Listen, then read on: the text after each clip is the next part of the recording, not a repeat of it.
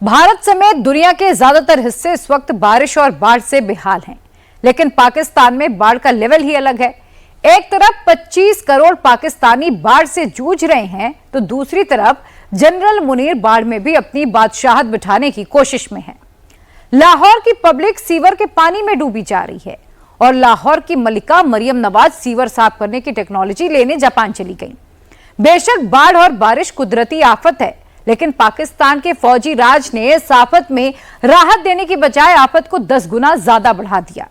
General Munir और उसकी कठपुतलियां पाकिस्तानियों के बाढ़ बारिश वाले जख्मों पर कैसे नमक छिड़क रही हैं, सब कुछ देखिए हमारी इस खास रिपोर्ट में।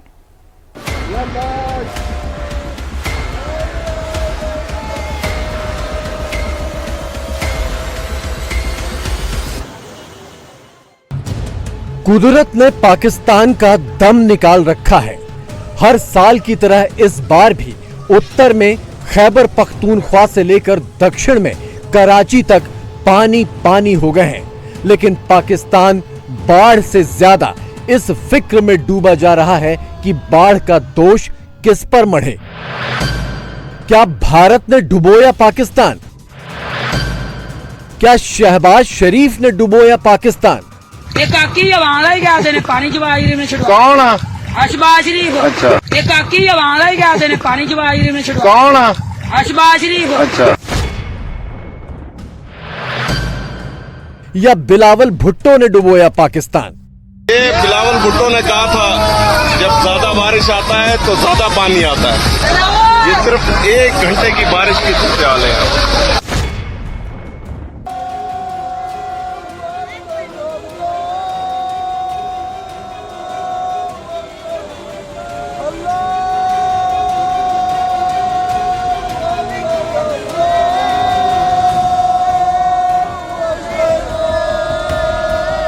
मकान खिलौनों की तरह ढहे और बहे जा रहे हैं।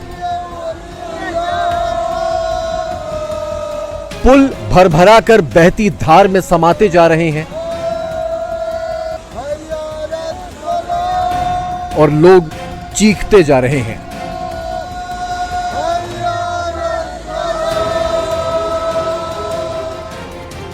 पाकिस्तान के डिप्टी पीएम इसहाक डार ने कुछ वक्त पहले कहा था कि इस मुल्क की जिम्मेदारी अल्लाह की है, तो बाढ़ के हालात में फंसे मजबूर पाकिस्तानी इसी सलाह पर अमल कर रहे हैं। इस बुजुर्ग शख्स के हाथों में कुरान है और सामने पहाड़ों से उतरकर फ्लैश फ्लड चला आ रहा है।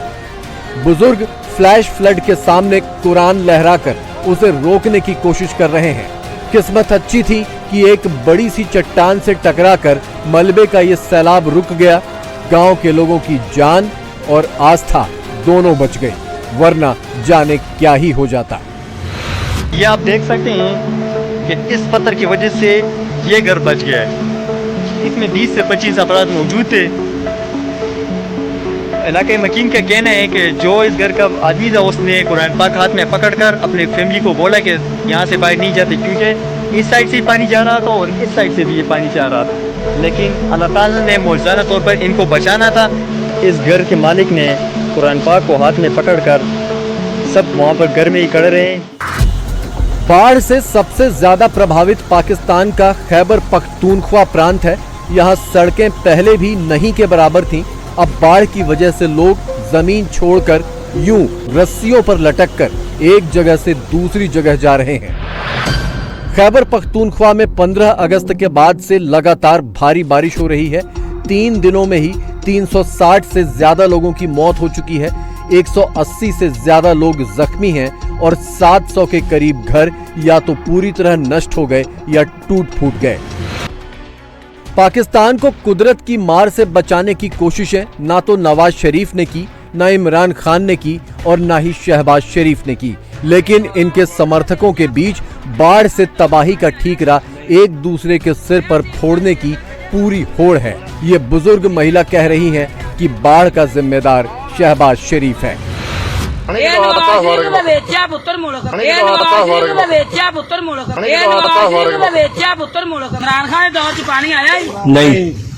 आया सी 5-6 साल के बस कौन आ रहा है? काकी ही क्या देने पानी जवाई में कौन है? अशबाज शरीफ अच्छा साथ दे मैं जनाब इसी करो चलो मेरी गल करा बड़े अशबाज शरीफ नाल। ठीक है।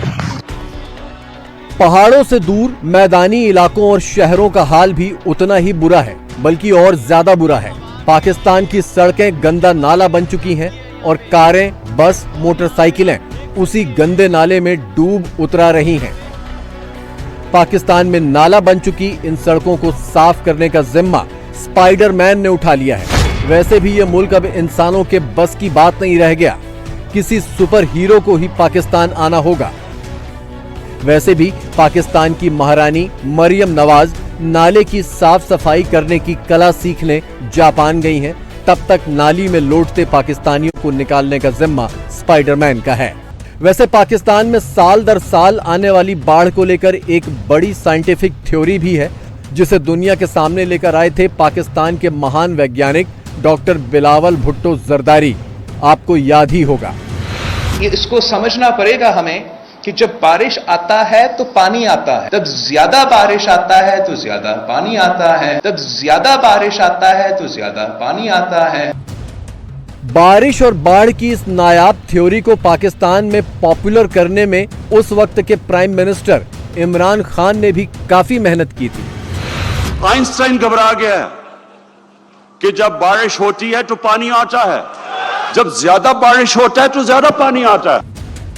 सिंध में अभी भी बिलावल भुट्टो की पार्टी की ही सरकार है और सिंध के लोग अभी तक बाढ़ की वजह के पीछे बिलावल की थ्योरी को ही सैल्यूट ठोक रहे हैं कि जब बारिश आती है तो पानी आता है। ये बिलावल भुट्टो ने कहा था जब ज्यादा बारिश आता है तो ज्यादा पानी आता है, और जब ज्यादा पानी आता है तो इस तरह मोटरसाइकिलें डूब जाती हैं।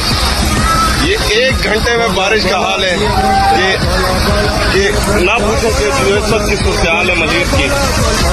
कायदाबाद का मुकाम है 1 घंटे की बारिश के अंदर कि पूरा का पूरा इस वक्त कायदाबाद डूबा पड़ा है। ये सूरत हाल आपके सामने है। मोटरसाइकिलें पूरी की पूरी डूबी हुई हैं।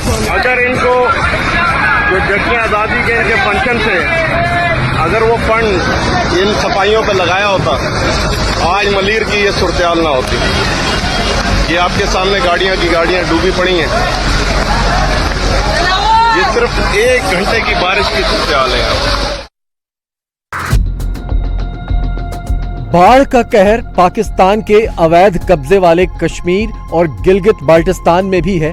यहाँ के पहाड़ पानी की बेतहाशा धार के आगे एक एक करके ढहते जा रहे हैं। ये तस्वीरें गिलगित बाल्टिस्तान के स्कर्दू की हैं। सिंधु और उसकी सहायक नदियों ने पूरे पहाड़ी इलाके को समंदर बना दिया है। सिंधु के पानी के लिए भारत से जंग की गीदड़ भभकियां देने वाला पाकिस्तान अब सिंधु के पानी से ही जंग कर रहा है और इसका ठीकरा भी भारत पर ही फोड़ रहा है। पहलगाम आतंकी हमले के बाद भारत ने सिंधु का पानी रोक दिया था। सिंधु में मिलने वाली चिनाब पर बने बांध के गेट बंद कर दिए थे, लेकिन पानी का स्तर बढ़ने पर बांध खोलना पड़ा था। अब मॉनसून में बादल फाड़ बारिश के चलते सिंधु में अथाह पानी आ चुका है, जिस पर फिलहाल कोई बांध नहीं है। लेकिन सिंधु के क्रोध के लिए भी पाकिस्तान भारत को ही जिम्मेदार बता रहा है। सच्चाई ये है कि क्लाइमेट चेंज के चलते गिलगित बाल्टिस्तान और खैबर पख्तूनख्वा के ऊंचाई वाले इलाकों के ग्लेशियर तेजी से पिघल रहे हैं और इसका सीधा असर पाकिस्तान पर पड़ रहा है, क्योंकि इन ग्लेशियर से निकलने वाली नदियां पाकिस्तान के आखिरी कोने तक पहुंचती हैं। क्लाइमेट चेंज से निपटने के नाम पर शहबाज शरीफ पूरी दुनिया में भीख मांगते फिरते हैं, लेकिन बाढ़ आने पर अपने लोगों को यूं ही मरने के लिए छोड़ देते हैं। पाकिस्तानी भी क्या करें, जब बाढ़ में ही जीना और बाढ़ में ही मरना है तो फिर इसी को क्यों ना जश्न बना लिया जाए। गले तक पानी में डूबकर बाढ़ की रिपोर्टिंग के नाम पर दर्शकों का मनोरंजन किया जाए। बच गए तो हीरो, नहीं तो बाढ़ में ही बहकर खुद को शहीद कहलवा लिया जाए।